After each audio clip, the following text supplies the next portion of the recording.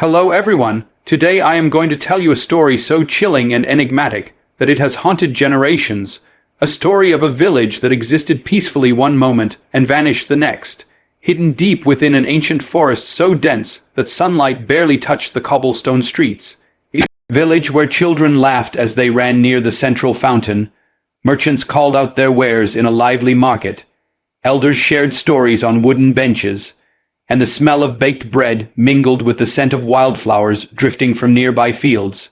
Yet beneath this picturesque surface, subtle disturbances began to ripple through the community, first barely noticeable, almost imperceptible.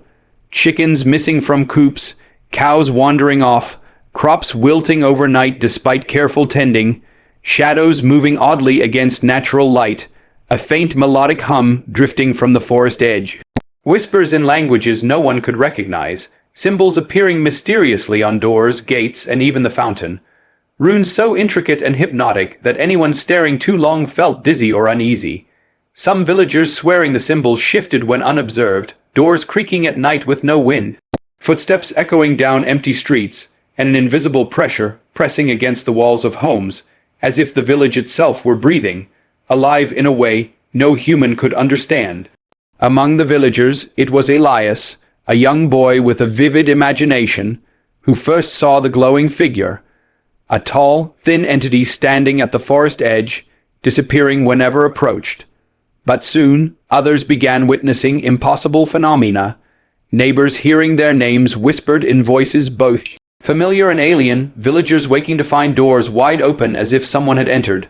Personal items moved inexplicably. Father Benedict, the local priest, confessing to feeling an icy presence during prayers, nights growing heavier with unnatural sounds, travelers catching fleeting glimpses of the village in fog only to find it vanished moments later. Jonathan Reeves, an explorer, following a faint glow from the fountain and hearing music rising from nowhere, only to reappear miles away with hours unaccounted for. Search parties finding nothing but dense fog surrounding the village. Moving shapes in the mist, shadows twisting and dancing unnaturally, artifacts scattered in the surrounding forest, ancient runes, geometrical stone arrangements, journals written in languages no scholar could decipher, hinting at intelligence far older than humanity itself. Theorists speculated the village had crossed into another dimension, a hidden layer of reality where time and choice flowed differently, villagers appearing only to those drawn by fate or connection to its past. The forest itself seemingly sentient, translucent villagers repeating daily routines. Visions of impossible landscapes, constellations shifting, doors opening to impossible locations, explorers touching runes flooded with centuries of memories, forest bending and twisting in response, glowing entities revealing ancient balances, a shimmering portal emerging where the fountain stood. Villagers returning or stepping into unknown realms, explorers realizing the village had never truly vanished. It had shifted between dimensions, pulsing and alive, selectively revealing itself, fog shaping paths, bending reality, shadows flickering, lights glimmering, figures merging past, present, and possibly future, teasing boundaries of reality and the unknown, explorers reaching the forest edge, the village disappearing, leaving them forever changed, haunted by glimpses of lives both real and unreal, aware that some mysteries are meant to be witnessed but never fully understood, pulsing, waiting and quietly calling to anyone who dares to look, beckoning into its hidden heart, an enigma between worlds, alive, patient, eternal, a story too vast to comprehend yet impossible to ignore. And as night deepened, the wind carried faint echoes of laughter and whispers through the twisted trees. The village continuing to exist, hidden between worlds, shimmering just beyond human sight, each rune, symbol, and whisper forming part of an ancient intelligence older than memory itself. Explorers now feeling time twist and bend around them, hours stretching or compressing inexplicably, reality fracturing into fragments of possible worlds.